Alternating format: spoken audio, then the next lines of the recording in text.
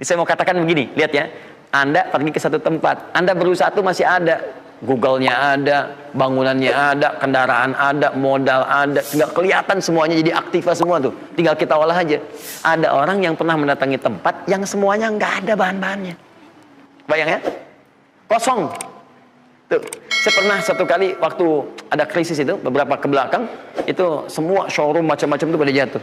Dan saya diundang ke Hyundai untuk ngasih motivasi, ngasih training. Pertama kali saya dibawa itu, teman-teman sekalian, saya dibawa ke showroom mereka, selapangan tuh, isinya mobil semua. Mobil, apa perkataan pertamanya?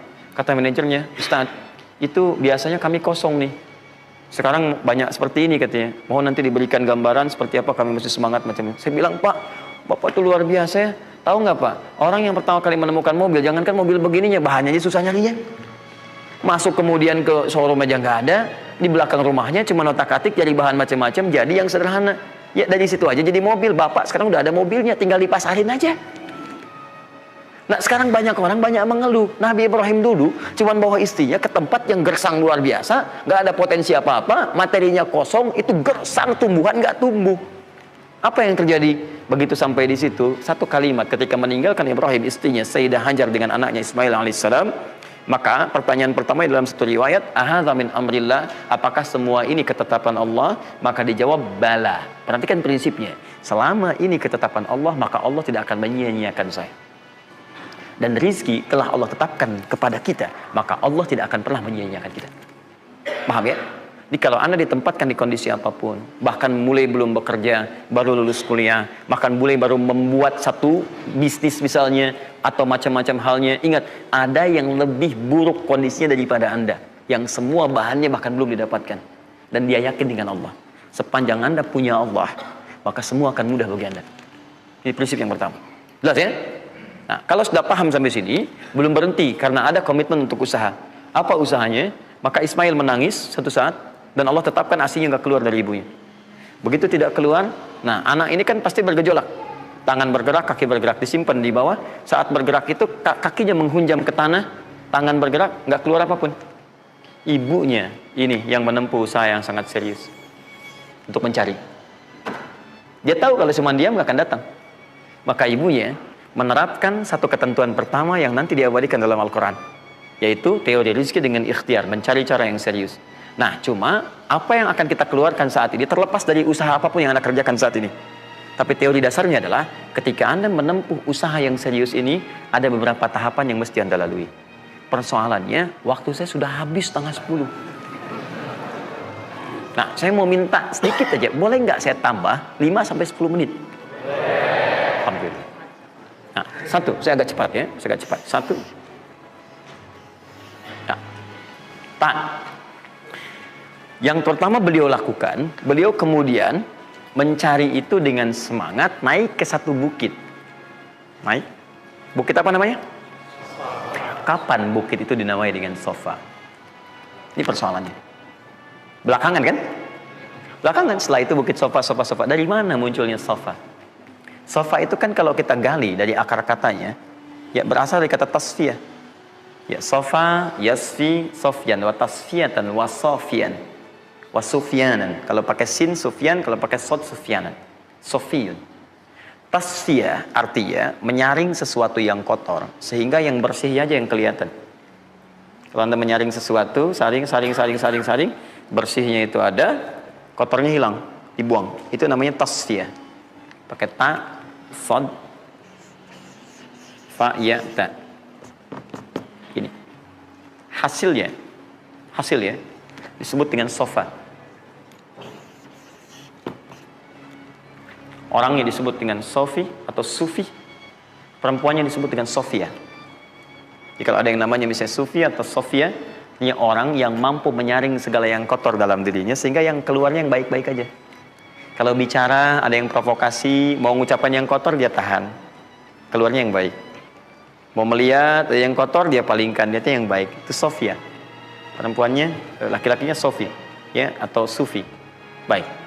Nah, Sofa, kenapa disebut dengan Sofa bukitnya? Karena pada saat itu, walaupun tidak ada modal, situasinya sulit, beliau bisa menyaring keadaan dirinya sehingga menghilangkan yang kotor-kotor dalam benaknya, dan yang ada cuma prasangka baik kepada Allah Subhanahu wa taala. Maksudnya Pak, kalau Anda ingin memulai usaha sehebat apapun, walaupun nggak ada modal, nggak ada apapun, hal pertama, modal terbaik yang Anda mesti lakukan adalah berprasangka baiklah kepada Allah Subhanahu wa taala. Safa.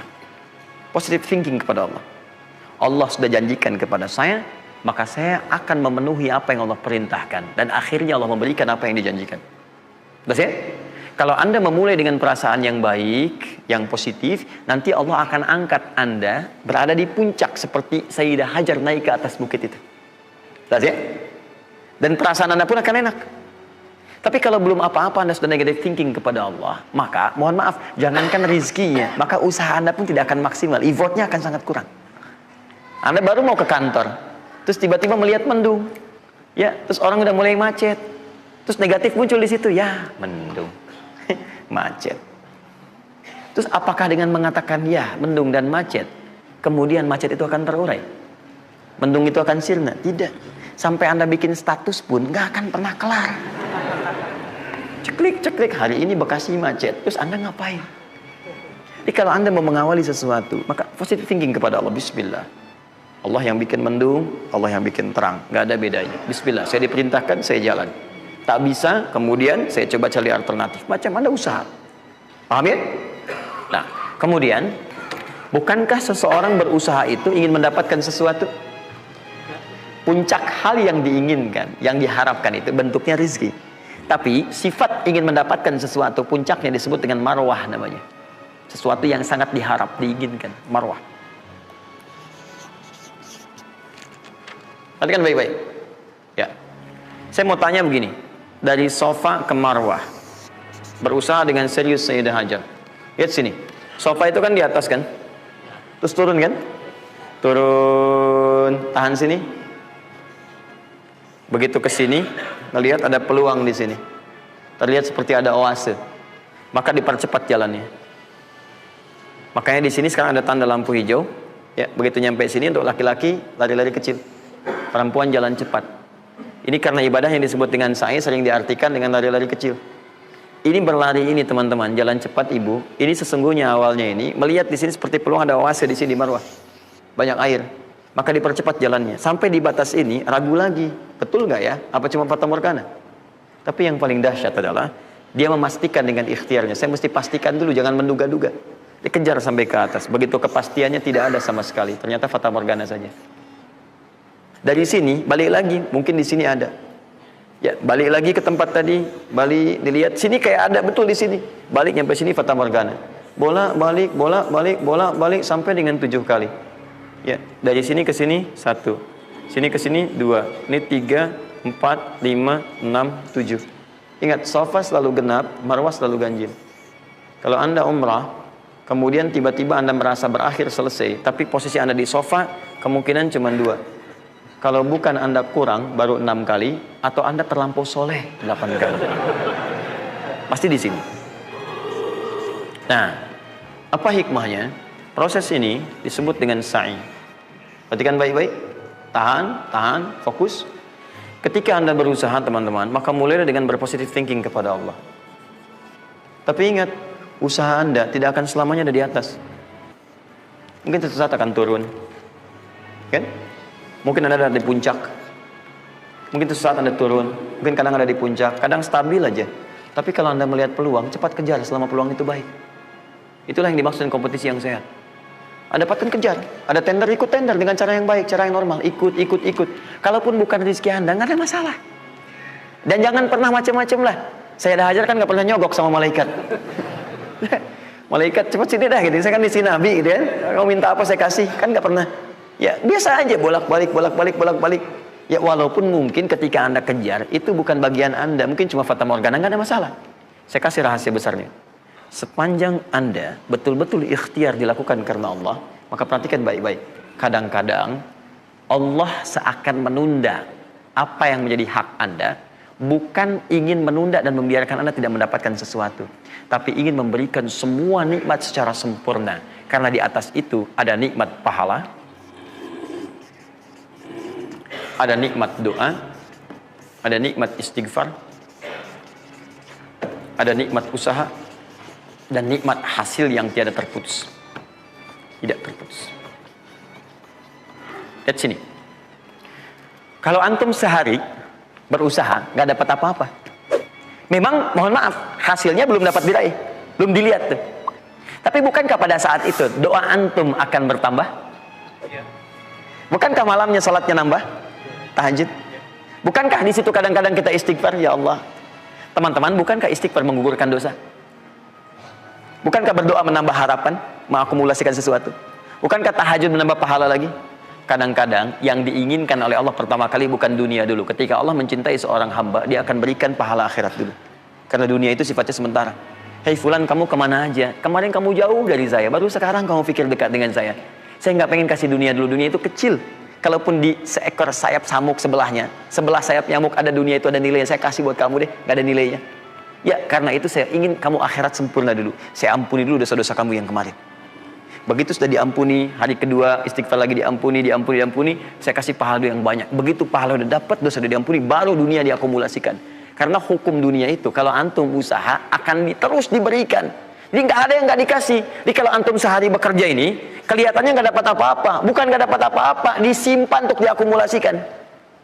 Nanti dosa antum tuh udah hilang, amalan udah banyak, antum dapat banyak. Kadang-kadang nggak sadar kalau saat dapat banyak itu sebetulnya itu hasil usaha antum sebelumnya. Itu teorinya begitu.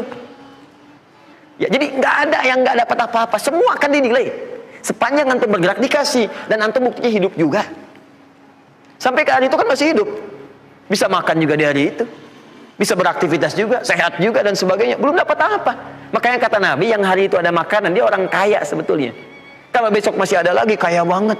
Antum sampai sebulan masih ada cadangan. Ini kenapa kita mesti berkeluh kesah? Dan belum tentu hidup juga sampai besok. Yang tuh mau ngumpulin apa? Nah, maka prinsip yang terbaik adalah ketika antum berikhtiar, ikhtiar usaha yang maksimal. Tapi jangan khawatir kalau antum kerja sehari nggak dapat, 2 hari belum ada usaha. Jangan khawatir teman-teman sekalian. Rumus yang mengatakan semua ketika badan bergerak maka rezeki dituliskan untuk keluar. Tapi kadang-kadang ada yang Allah inginkan lebih besar dari apa yang Anda harapkan. Apa yang Allah harapkan ikutkan ke situ, maka Anda akan mendapatkan akumulasi bagiannya. Itu yang dilakukan oleh Sayyidah Hajar. Begitu beliau kemudian naik ke Marwah, nggak dapat, naik ke Safa, nggak dapat. Apa pernah tertuliskan dalam riwayat sedikit aja Sayyidah Hajar mengeluh? Tunjukkan kepada saya kitab mana yang pernah menunjukkan riwayat ketika bolak-balik itu kemudian Sayyidah Hajar berkata, ya Allah, saya kan istri Nabi, saya kesini memenuhi perintahmu ya Allah, ini udah capek kenapa belum turun juga? Pernah nggak? Kedua, ketiga, keempat, kelima, sampai ke yang ketujuh. Begitu sampai di Marwah, baru kemudian diakumulasikanlah itu. Apa yang terjadi? Ibunya yang usaha bolak-balik. Akhirnya keluar dari mana? Anaknya, kakinya kemudian menghentak lagi. Tiba-tiba keluar air dari situ. Pertanyaan saya, ibu yang lebih tahu di belakang. Kan kalau anak itu sedang haus, pasti tangan kakinya bergerak kan?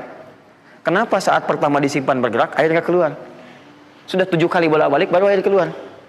Silakan lihat riwayatnya. Pada hentakan itu, ketika 7 kali ibunya bolak-balik, malaikat mengepakkan sayapnya. Itu yang menghantam air dan keluar air. Malaikat yang ditugaskan Allah memberikan rezeki namanya Mikail. Itu ada di Quran surah kedua ayat ke-98. Ya, man kana aduwwan lillahi wa malaikati wa rusuli wa jibril wa mikail. Mikail. Di antara tugas Mikail oleh Allah ditugaskan untuk memberikan rezeki. Yang paling menarik, perhatikan baik-baik.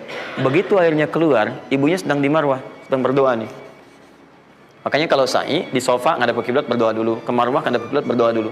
Begitu sedang berdoa nyampe ke Marwah yang ketujuh, anaknya lebih kencang menangisnya. Ibunya mendengar suara nggak biasa, dikejar ke sini. Begitu kejar ada air. Apa kata ibunya? Lihat kalimatnya. Zam, zam, zam, zam. Ibunya tidak mengatakan ijma, tapi zam, zam, zam, zam. Zam itu artinya kumpul jangan berhenti, kumpul jangan berhenti, kumpul jangan berhenti. Sampai sekarang air itu tidak pernah berhenti. Perhatikan bagaimana akumulasi pekerjaan seorang ibu yang sangat serius menghasilkan rezeki bukan hanya untuk dirinya, untuk anaknya, cucunya, cicitnya, dan berganti generasi sampai kita sekarang. Kita aja ke zaman Nabi Muhammad, itu teman-teman sudah lewat 15 abad. Nabi Muhammad ke Nabi Ismail 29 generasi. Satu generasi bisa ribuan tahun. Nabi Muhammad ke Nabi Musa aja 2000 tahun, ke Nabi Isa 600 tahun. Sekarang ke Nabi Ismail 29 generasi. Muhammad bin Abdullah bin Abdul Muttalib bin Hashim bin Abdul Manaf bin Qusay bin Murrah bin Kilab bin Ka'ab bin Ghalib bin Fihir bin Malik bin Nadar bin Kinana bin Khuzaimah bin Mudrikah bin Ilyas alaihissalam bin Nizar bin Mudar bin Ma'ad bin Adnan bin Adi bin Adri, ya, bin Muqawwam bin Nahur bin Tari bin Ya'rub bin Yasub bin Nabit bin Ismail alaihissalam. 29 generasi. Yang bisa mengulang 29 ini saya bebaskan paspornya untuk menghafal Quran di pekan depan. Silakan. Boleh, silakan. Tapi kalau salah satu tambah satu ayat. Jelas? Terakumulasi.